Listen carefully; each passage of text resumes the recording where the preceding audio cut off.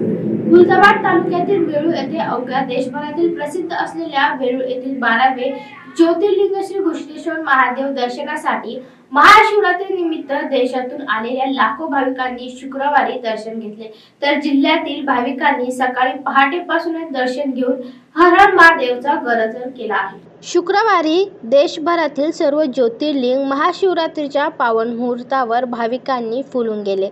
त्याचप्रमाणे मनोकामना पूर्ती करणारे श्री घृष्णेश्वर म्हणून ख्याती असलेले वेरूळातील शेवटचे आणि 12वे ज्योतिर्लिंगचे दर्शन देखील लाखोच्या संख्येने भाविकांनी मंदिर ट्रस्ट व पोलीस प्रशासनाच्या चोख पोलीस बंदोबस्त घेतले। उपविभागीय अधिकारी यांच्या उपस्थितीत घेतलेल्या आढावा बैठकीत मागील दरवाजा स्थानिक गावकऱ्यांसाठी रात्री 12 ते सकाळी 7 वाजेपर्यंत उघडा ठेवण्याचे निर्देश देण्यात आले।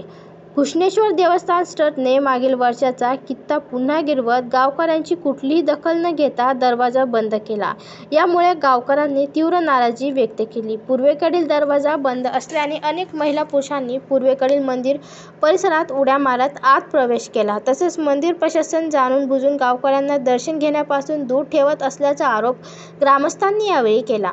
सतीश लोखंडे, वेरूळकर ग्रामस्थ, उपविभागीय अधिकारी आढावा बैठकीत त्यांनी केलेल्या सूचनेनुसार घृष्णेश्वर मंदिर देवस्थान ट्रस्ट ग्रामस्थांना कुठल्याही प्रकारचे सौजन्य न दाखवता दक्षिण द्वार बंद केल्याने ग्रामस्थांची मोठी गैरसोय झाली होती। मी स्वतः 2 तास ताटकळत राहिलो होतो। तसेच यामुळे अनेक भाविकांना दर्शनाचा लाभ घेता न आल्याने वापस जावे लागले आहे।